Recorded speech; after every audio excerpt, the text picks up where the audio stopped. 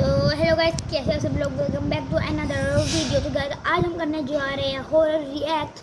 तो चलो ज़्यादा देर हम वेट नहीं करते, डायरेक्ट हम करते हैं स्टार्ट। सो गाइस अब हम आ चुके हैं करने अपना क्या कहते हैं रिएक्शन देने। ये कंप्लीट वीडियो बनाई गई है खूनी बंदे से, तो सारा क्रेडिट उनका ही है। मैं तो के रिएक्शन दे रहा हूँ। अच्छा गाइस देखो एक बात कि ये एक कार्टून है, बिकॉज मुझे डर लगता है। तो मैं क्या करूँ, छोड़े सबको, चलते हैं।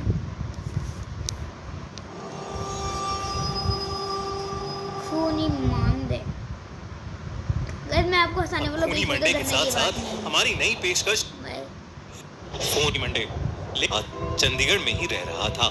फिर भी वो पहाड़ कैसे होंगे। फुल ट्रिप आयु बस में बैठा, बस यही सोच रहा था कि वो पहाड़ कैसे होंगे। तो शायद गाइस हमारे मेन जो कैरेक्टर है उसका नाम है आयु। आयु जो 15 साल का था, पिछले 3 साल से चंडीगढ़ में ही रह रहा था। सॉरी गाइस इंटरफेयर करने के लिए। मुझे एक बात बता दे, ये 15 साल का कहाँ से लग रहा है। हाँ, फिर भी वो कभी हिमाचल की हसीन वादियों में नहीं गया था, पर उसका ये सपना इस स्कूल ट्रिप में पूरा होने वाला था। ढेर सारे लंच बॉक्सेस से खाना खाते हुए और अंताक्षरी खेलते हुए पूरा दिन बीत गया था। वो शिमला पहुंचने ही वाले थे कि पता नहीं कैसे उनकी बस जो कुछ मिनट पहले एकदम ठीक चल रही थी, उसमें से धुआं निकलने लगा। रात बहुत हो चुकी थी और बच्चे साथ में थे, तो सब टीचर्स ने मिलकर फैसला लिया कि वो पास में ही एक होटल के अंदर रुक जाएंगे और सुबह मैकेनिक को बुलाकर बस ठीक करवा कर शिमला के लिए वहां से निकल जाएंगे। वो लोग पास के एक होटल तक पहुंचे। वो होटल दोनों तरफ से बड़े बड़े पेड़ और गाइस ये होटल कुछ ज्यादा ड्रामा नहीं लग रहा। होटल में लाइटें चल रही होती है, हिसाब होता है तो होटल की सारी लाइटें पता नहीं कोई पहाड़ों से घिरा हुआ था। सब टीचर्स ने बच्चों को होटल में अलग अलग कमरों में बांट दिया और डिनर के बाद सब सोने चले गए। आयु को अपने दो दोस्तों अमन और रोहन के साथ कमरा मिला था और वो बहुत खुश था क्योंकि वो दोनों उसके काफी अच्छे फ्रेंड्स थे। आयु, अमन और रोहन जब कमरे में गए तो कमरे की खिड़की से उन्हें जंगल के बीचों बीच एक झील दिखाई दी। उन सभी को याद था कि कैसे पिछली स्कूल ट्रिप पर रात में 2 बच्चे ऐसे ही झील पर निकले थे और वो स्कूल के सबसे पॉपुलर बच्चे बन गए। तो उन तीनों ने भी प्लान बनाया कि इस बार वो भी कुछ कारनामा करेंगे। उन्होंने सोचा कि वो होटल से छुपके से निकल जाएंगे। कौन बंदा इतना पागल हो सकता है कि खाली स्कूल का पॉपुलर बच्चा बनने के लिए इतनी रात को अकेला झील पे चला जाए दोस्तों के साथ। मैं जा सकता हूँ क्या? मतलब मैं पागल नहीं हूँ। मैंने बोला पहली बात, इनकी कमरे की लाइट क्यों नहीं है। दूसरी बात, ये उधर जाने का प्लान ही क्यों आ रहा है। फेमस बच्चा बने तो कोई कारनामा दे दो, किसी का कत्ल कर दो, वो समझ आता है। झील पे जाने से अकेली रात को उसको नहीं जा सकता। आगे देखते क्या होता है। और उस झील पर जाकर फोटो खींचकर वापस आ जाएंगे। जैसे ही होटल का गार्ड सो गया, वो तीनों निकल गए। झील दिखने में तो होटल से ज्यादा दूर नहीं लग रही थी, पर वो तीनों करीब आधा एक घंटा झील की तरफ चले जा रहे थे और जंगल का रास्ता था कि खत्म ही नहीं हो रहा था। ठंड बहुत ज्यादा बढ़ चुकी थी और उस सुनसान जंगल में उन तीनों की ठंड के मारे हालत खराब हो रही थी। उन्होंने अपना फोन चेक किया तो उसमें सिग्नल नहीं था। तब उन्हें लगा कि उन्हें झील का प्लान कैंसिल करके वापस होटल चले जाना चाहिए। अपने फोन की फ्लैशलाइट के सहारे वापस होटल का रास्ता ढूंढने लगे। रास्ता ढूंढते ढूंढते अमन और आयु, जो रोहन के थोड़ा आगे चल रहे थे, जब पीछे मुड़े तो उन्होंने देखा कि रोहन वहां था ही नहीं। गाइस एक चीज देखो, सारी चीज देखना। रास्ता ढूंढते ढूंढते ये रहा रोहन। अमन और आयु, जो रोहन के थोड़ा आगे चल रहे थे, जब पीछे मुड़े तो अब अचानक से हल्का सा ब्लैक हुआ स्क्रीन ऑन की। रोहन गायब हो गया। भैया मैं दिखाओगे कोई चीज पकड़ के लेकर गई इस तरह क्या? मतलब रोहन उड़ गया हवा में 1 सेकंड के अंदर। उन्हें देखा कि रोहन वहां था ही नहीं। तभी उन्हें अपने पास में से किसी के भागने की आवाज आई। वो बहुत घबरा गए, पर क्योंकि वो रोहन को अकेला नहीं छोड़ सकते थे, तो उन्होंने उस कदमों की आवाज का पीछा किया, वीरान और घने जंगल के बीच। गाइस एक्चुअली डर लग रहा है बिकॉज मुझे बहुत ज़्यादा डर लगता है और मैं कमरे में बिल्कुल अकेला हूँ, तो इसलिए डर लग रहा है। चल, और रात का भी बहुत ज़्यादा टाइम लेट हो गया, कोई रात की वजह होने है। अभी टाइम क्यों है गाइस? अभी 12 बजने में 3 उन मिनट कदमों की है। आवाजों का पीछा करते गए, जो कुछ मिनटों बाद बंद हो गई। रोहन उनको अभी तक हंसी नहीं आ रही दिखा है था मुझे इसको देख के। और अमन और आयु अब बहुत ज्यादा डरने लगे थे। लेकिन तभी उन्हें ऐसी आवाज आई कि मानो कोई जमीन खोद रहा था।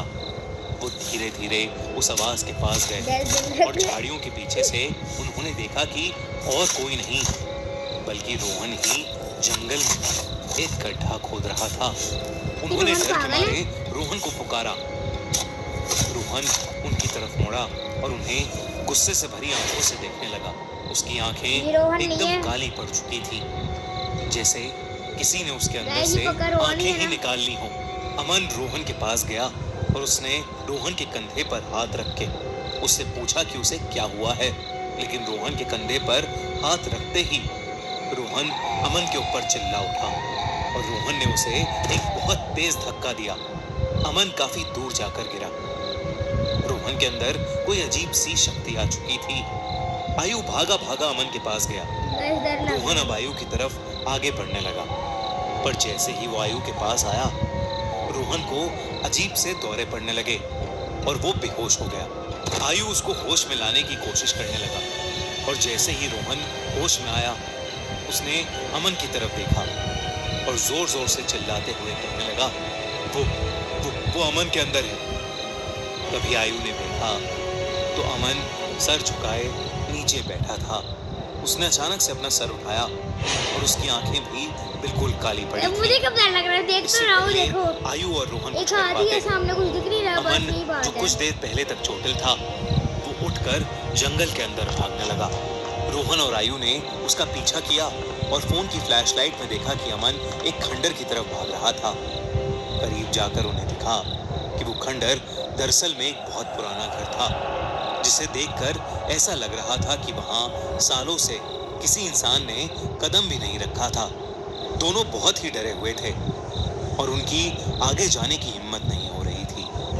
पर अमन को बचाने के लिए आयु और रोहन उस खंडर में घुस गए। ऊपर के एक फ्लोर से उन्हें एक आवाज आ रही थी। वो उस आवाज के पास पहुंचे तो जो उन्होंने देखा उस पर उन्हें विश्वास ही नहीं हुआ। उन्होंने देखा कि अमन बेहोशी की हालत में हवा में लटका हुआ था और एक बूढ़ी औरत उससे बात कर रही थी। उस औरत का चेहरा बहुत भयानक था। उसकी आंखें एकदम काली थीं, खाल लटकी हुई और बिखरे हुए सफेद बाल उसे और डरावना बना रहे थे। वो दोनों उस औरत को देखते ही वहां से बाहर भागे। वो औरत भी उनके पीछे पीछे आने लगी। आयु और रोहन जल्दी से सीढ़ियों से नीचे उतरे और उस खंडर के घर के दरवाजे तक पहुंचे। उन्होंने जब मुड़कर एक बार पीछे देखा तो वो बूढ़ी औरत किसी कीड़े की तरह रेंगती हुई सीढ़ियों से उतर रही थी और उनके पास ही आ रही थी। वो किसी तरह वहां से निकलकर जंगल की ओर भागे और भागते चले गए। भागते भागते उन्हें पता नहीं चला कि कब वो उस कुछ ज्यादा ड्रामनी है। लिटरली मैं एक स्टोरी लेके डाल रहा हूँ जो कोई भी बता फिक्शनरी है, एनिमेटेड है, और मैं वो देख के डाल रहा हूँ। ये डाल रहे हैं हमारे पास यो सिग्मा फॉर अ रीजन, डरपोक आल्सो फॉर अ रीजन। झील के पास आ गए थे, जिस झील की तलाश में वो होटल के बाहर निकले थे। रोहन और आयु दोनों भागते भागते उस झील के अंदर गिर पड़े और डूबने लगे। उन्हें ऐसा लग रहा था कि जैसे कोई उन्हें अंदर खींच रहा हो। आयु किसी तरह झील से बाहर आ गया, पर उसकी आंखों के सामने रोहन झील में डूब गया और वो कुछ भी नहीं कर सका। आयु ये सब देखकर इतना घबरा गया कि उसे चक्कर आने लगे और वो वहीं बेहोश होकर गिर पड़ा।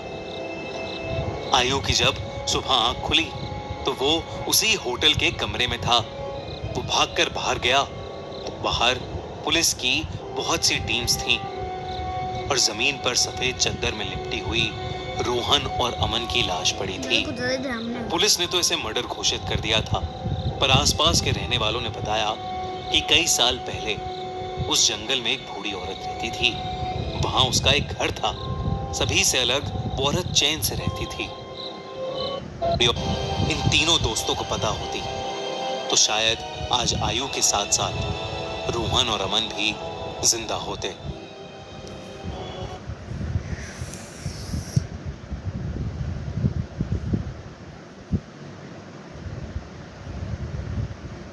So guys, that's it for today's video. सारे सब्सक्राइब करो, लाइक करो